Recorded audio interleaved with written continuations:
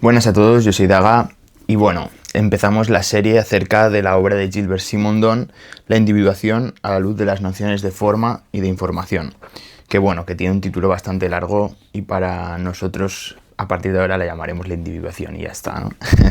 Bueno, realmente empecé el capítulo o la serie un poco ya con el anterior vídeo, que si no lo habéis visto y os interesa de leer, os lo recomiendo bastante porque pongo en relación, digamos, una serie de ideas que se basan sobre todo en este vídeo, en este libro y en cómo Simondon influencia tanto a Deleuze.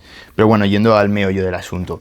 En este primer capítulo me gustaría hacer una introducción general a la obra de Simondon y para que tengáis en cuenta ciertas cuestiones sobre la obra de Simondon, realmente está dividida como en 2 o 3 partes que iremos desgranando en los diferentes episodios, pero que vaya que con este capítulo prefiero tocar los temas de una forma general y ya hablaremos más particularmente de temas porque, como vais a ver a continuación, es una obra bastante compleja, muy interesante, muy novedosa y con una gran potencia intelectual y una gran aportación, podríamos decir, a la historia de la filosofía.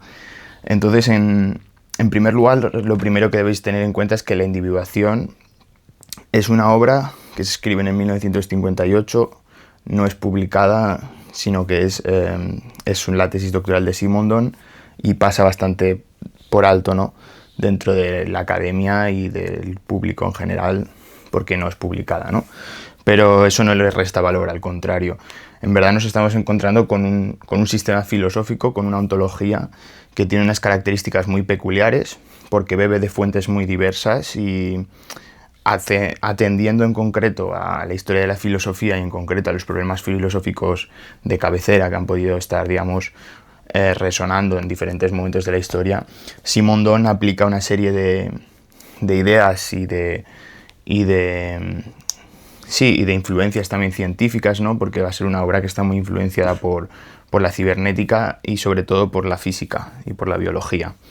Pero lo que nos interesa en un primer momento es que Simondon va a reestructurar, digamos, ciertos problemas de la historia de la filosofía, en concreto el problema del principio de individuación, y le va a dar un punto de vista totalmente revolucionario, o sea, totalmente revolucionario.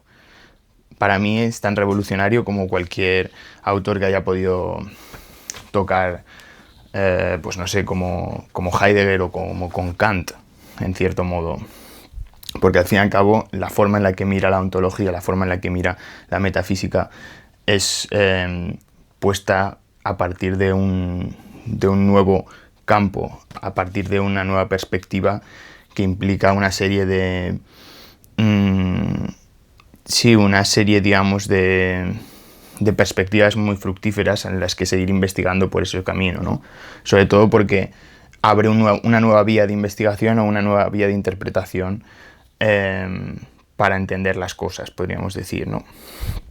Yendo ya un poco más en detalle, digamos que si el principio de individuación, que ha sido algo que ha estado presente a lo largo de la historia de la filosofía, ¿no?, en la cual se formularía que una cosa tiene un principio interno para ser una cosa, podríamos decirlo, ¿no?, de forma tautológica, ¿no?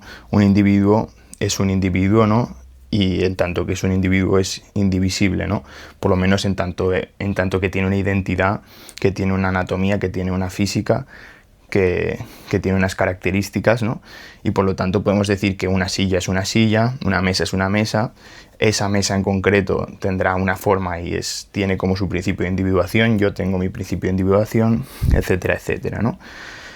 Esto que de una forma o de otra podríamos decir que atraviesa la historia de la filosofía, ¿no?, en tanto que los entes con los que nos rodeamos están siempre individuados, tienen una forma, tienen un contenido, tienen una serie de atributos, pues en cierto modo esto presupone una serie de hechos, ¿no? Y esto es lo que le va a interesar en un primer momento a Simondon.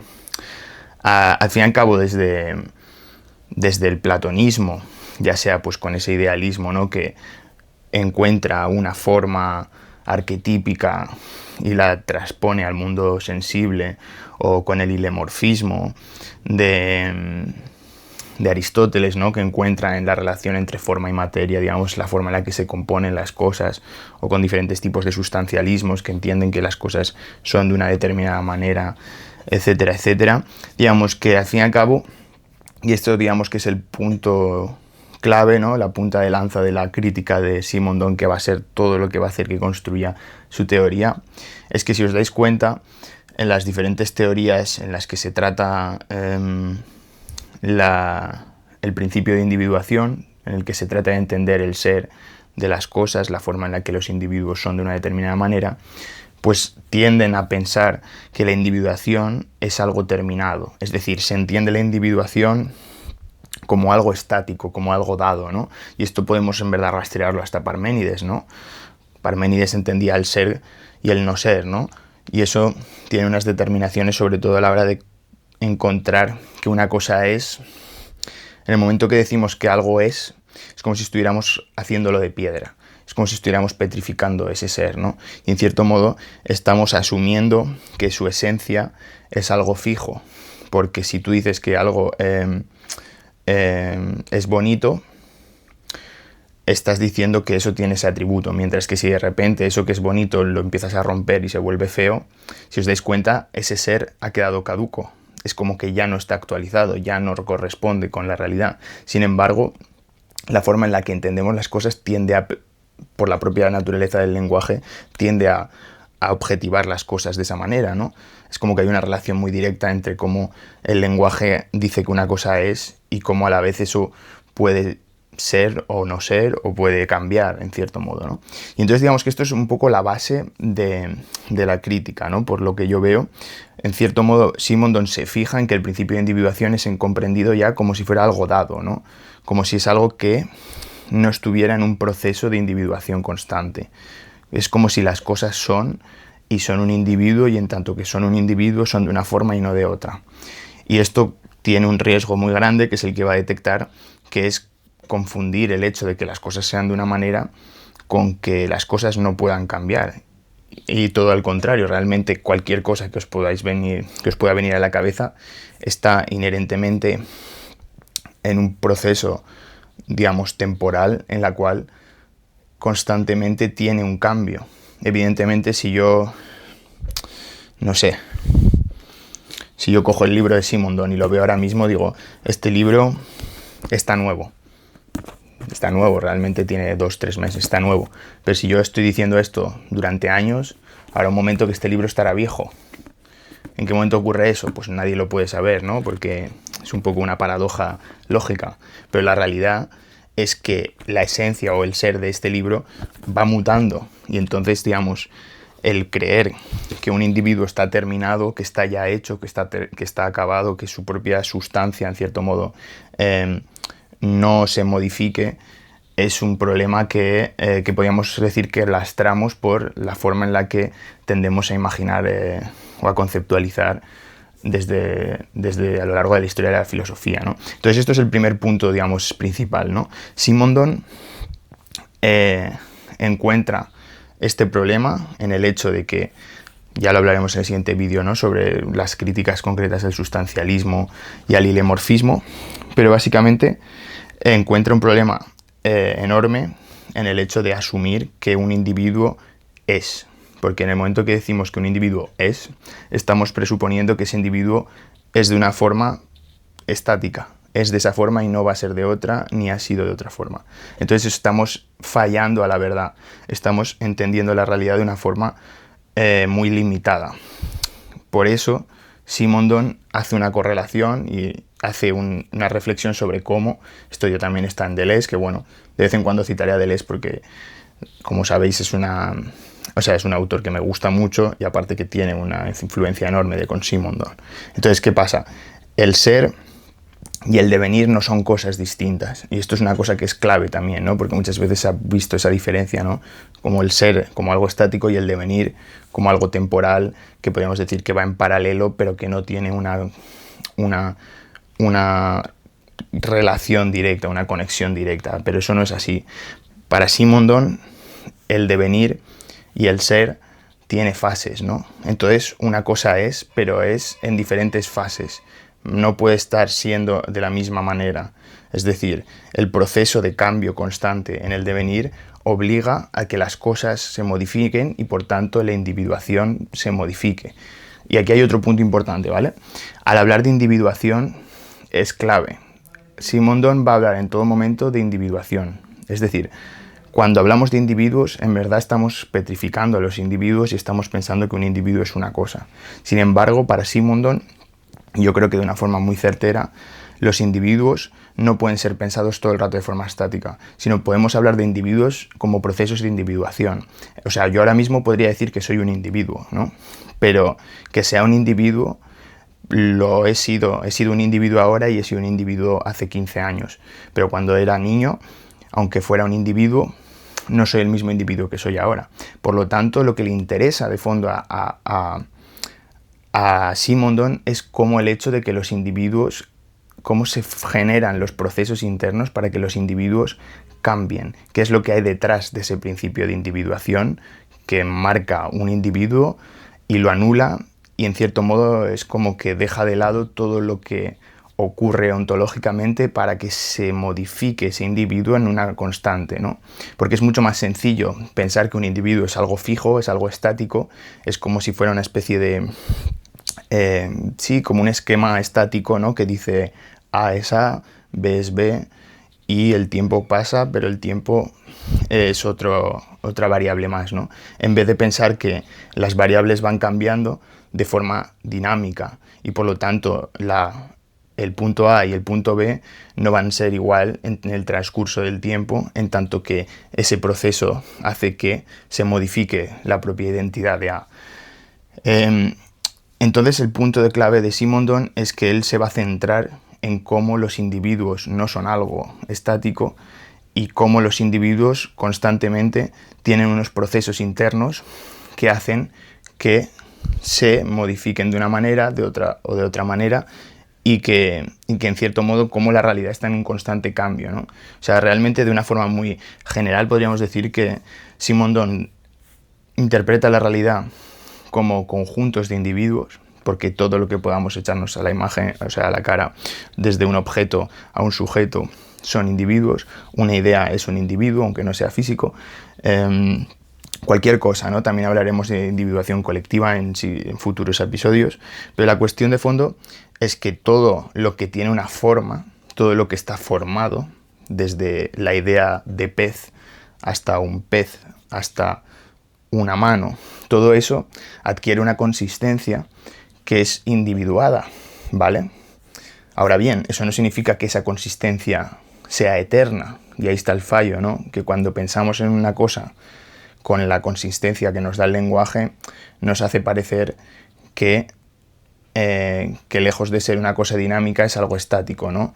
Que como se ha utilizado siempre la palabra mano, pues siempre va a haber una especie de esencialismo con la palabra malo, ¿no? Con la palabra mano, ¿no? Que bueno, que eso también la filosofía del lenguaje en el siglo XX y demás, ¿no? Esa desvinculación entre las palabras y las cosas ha sido un proceso que también ha sido histórico, ¿no? Porque antes se creía que las palabras y las cosas estaban unidas realmente, ¿no? De forma esencial. Eso es algo muy curioso. Pero bueno, volviendo al punto, ¿no? Para Simondon, la realidad estaría compuesta por individuos, pero esos individuos no se pueden pensar como individuos fijos, sino como procesos de individuación. Un individuo nunca es un individuo y ya está, ¿sabéis? Está en estado de individuación, ¿sabéis? Porque yo ahora mismo, mientras digo esto, he cambiado algo de lo que estaba haciendo 5 segundos antes, ¿no? Y a la vez, pues, todos los afectos positivos, todos los afectos negativos, el hecho de reflexionar una cosa y decir, ostras, esto me sirve para mi tesis doctoral, voy a hacerlo. El hecho de que te den una buena noticia, que te den una mala noticia, el hecho de que te caigas y te hagas un esguince. Si os dais cuenta, todos esos procesos están haciendo que te modifiques. Entonces, decir que eres un individuo y ya está, estás fallando a la verdad.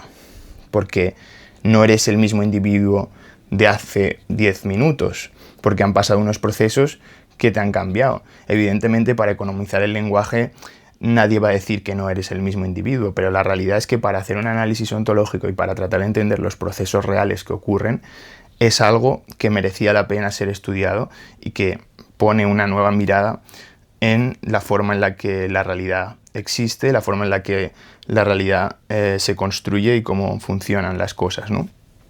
Y, y en relación a esto, una de las cuestiones más importantes que podríamos decir también es el concepto de preindividual, ¿no?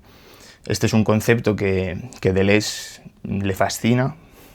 Podríamos decir que es uno de los conceptos de Simondon más importantes y que Deleuze más recupera, o por lo menos que lo mantiene, digamos, como algo elemental de su filosofía, ya que en realidad es como un concepto que es muy potente, parece que a lo mejor puede pasar más o menos desapercibido para alguien que a lo mejor no se ha parado a leer a Deleuze o a Simondon, pero realmente es, digamos, la llave, para mí, el concepto de preindividualidad es la llave que abre los procesos que están formados, que están individuados, que tienen una consistencia mayor, que tienen una forma, con los procesos que antes de estar formados, es decir, que son preindividuales, están en un estado de tensión, están en un campo de fuerzas, están en un dinamismo, como hablará él, de metaestabilidad, es decir, no de estabilidad, sino metaestabilidad,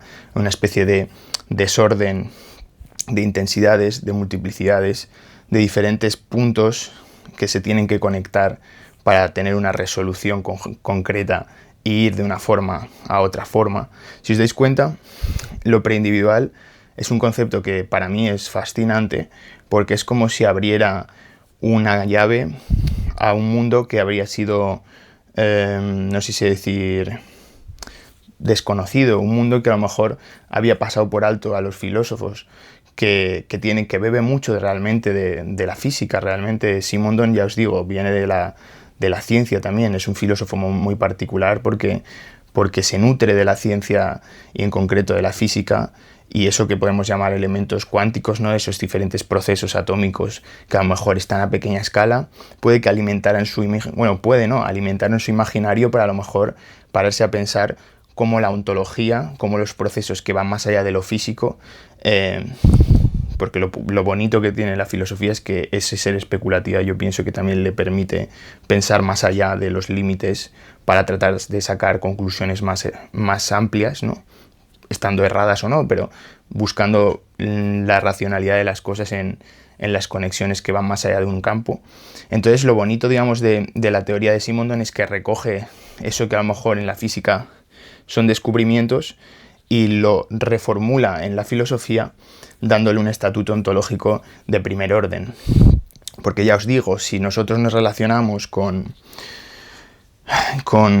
cosas, nosotros nos relacionamos en nuestro día a día con cosas y creemos que esas cosas son de una manera o no son de otra, o que esas cosas en cierto modo son estáticas, es una posición que te limita bastante, ¿no? Porque no acaba de entender los detalles que hacen que las cosas se generen, ¿no? Por ejemplo, si tú te paras a ver una lluvia, en el momento en el que caen las gotas, tú ahí puedes ver gotas de agua que van cayendo como si fueran cosas que ocurren, ¿no? Con una esencia de agua y con una esencia de gotas, con procesos, etc. Pero lo interesante, a lo mejor, de la mirada de Simondon es el hecho de que cada gota de agua, como individuo, ha tenido que estar en un campo preindividual en el cual ciertas tensiones le han obligado a salir de la nube por diferentes campos de fuerza y le han hecho caer. Y en el momento de caer y caer en el agua, pues le han hecho formar una gota, es decir, formar una onda.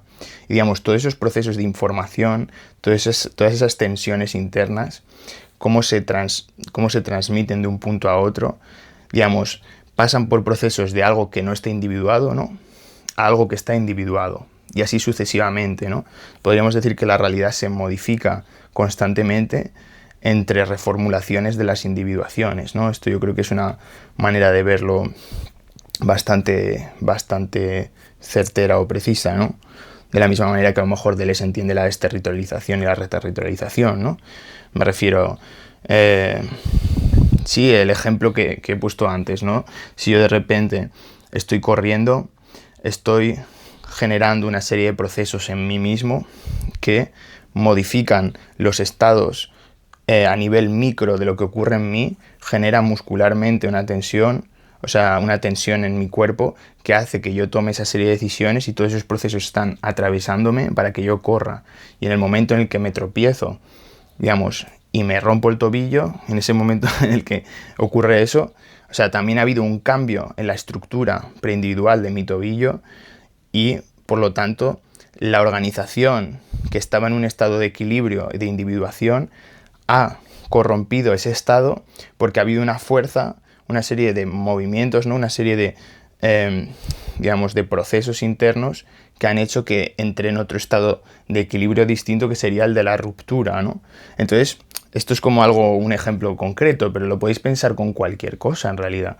Y esto es lo que me parece tan potente de Simondon, que realmente, ¿cómo decirlo? Mientras la filosofía, que a lo mejor entiende los entes de una forma estática, como si fueran fichas de ajedrez que se van moviendo, ¿no? En el sentido de que pues el peón se mueve hacia adelante, ha hecho este movimiento, ¿no? Porque un peón es un peón y cambia ese movimiento ahora hacia esto, tal. Simondon no entendería el peón como una especie de figura estática que se mueve de un punto a otro. Simondon te estaría diciendo que ese peón, antes de ser un peón, ha sido tallado con madera, ha estado pulido de forma muy concreta para que se individúe de esa forma, y aún así, cada vez que está jugándose una partida, el tacto de la persona tocando la cabeza del peón hará que ese proceso cambie y que con el tiempo se desgaste la cabeza del peón porque el tacto ha hecho que unos procesos internos se modifiquen, ¿no? ¿Os dais cuenta de la diferencia entre un pensamiento estático y un pensamiento dinámico? Un pensamiento dinámico como el de Simondon no encuentra en el peón una figura casi como ideal, como única, ¿no? Como si el ideal del peón se realizara en ese ajedrez. No, al contrario, él encuentra un individuo concreto que no está terminado nunca y que está siempre en constante cambio en el momento en el que está existiendo. Porque el hecho de estar existiendo, o sea, en el momento que eres, en el momento que participas siendo, como formando parte del ser, estás por obligación participando estás participando del devenir y por lo tanto, por la propia definición del devenir, estás en un proceso de cambio. Por lo tanto, aquello que cambia es distinto y aquello que es de una manera y está obligado a cambiar está en constante formación distinta y por lo tanto su individuación es caduca a cada momento porque los procesos que le atraviesan hacen que todo en la realidad se modifique. Y esto es lo que me parece tan potente, ¿no? Que esto que a lo mejor en Deleuze podía estar ya formulado, porque realmente hay categorías, hay conceptos, hay muchas cosas que en Deleuze también están, o por lo menos que beben totalmente de esto, pero que Simondon les da una serie de categorías, unos bautismos, una metodología que con el tiempo iremos desgranando. Por supuesto, este primer capítulo me gustaría, como he dicho, que sea una introducción, que sea para aquel que tiene interés en la obra, y luego ya, pues si te interesa concretamente la obra, los demás capítulos hablaré en específico de diferentes puntos, ¿no? Pero lo importante que os tenéis que llevar, digamos, de este vídeo, ¿no? Porque ya os digo, no vamos a hablar todavía de conceptos centrales y demás, es que Simondon, con su obra de la individuación, primero, crea un sistema filosófico totalmente novedoso. O sea, un sistema filosófico que no tiene nada que envidiar a los grandes sistemas, digamos, de autores realmente conocidos. Luego, su conocimiento de la historia de la filosofía hace que entre en debates de metafísica desde una perspectiva rigurosa, pero a la vez novedosa, porque reconoce esos problemas, pero por sus influencias científicas le da un punto de vista nuevo para resolverlos, y ahí es donde aporta su modelo. Y por lo tanto nos encontramos con que Simondon genera un sistema que no se asemeja realmente a nada en particular de lo que podríamos decir, porque ya os digo, Simondon no formaba parte del estructuralismo ni tampoco del postestructuralismo. Tiene una influencia de teoría de sistemas, es decir, de cibernética, pero realmente, ya os digo, es como un llanero solitario que no ha tenido tampoco una escuela a la que ha pertenecido, ni tampoco una fama que le haya llevado más allá, ¿no? A partir de ahora vamos, ¿no? Yo creo que en el siglo XXI se le va a reclamar más su pensamiento, también gracias a Deleuze, ¿no? Pero bueno, de esto ya hablé en el anterior vídeo. El punto es que la ontología de Simondon es una ontología procesual, es una ontología que se centra en cómo las cosas funcionan y cómo las cosas en sus diferentes atributos, o sea, en tanto que son individuos, da igual qué tipo de individuo sea, pero al estar todas las cosas adheridas al devenir y por tanto a esas fases del ser, por lo tanto todos los seres encuentran una serie de procesos que comparten a la hora de modificarse en el devenir, ¿no? Podríamos decir. Así que bueno, yo creo que por hoy ya es suficiente. Seguiremos en el próximo capítulo hablando sobre la crítica de Simondon al hilemorfismo y al sustancialismo, ya que, como digo, eso es como algo central para dar luego pie a su teoría. Y bueno, y a lo largo de la serie pues iremos hablando de los diferentes conceptos, que son bastantes los conceptos que nos trae y los diferentes puntos de vista que podemos sacar a través de su teoría. Así que nada, si os ha gustado el vídeo, dadle like y nos vemos en el próximo. Chao.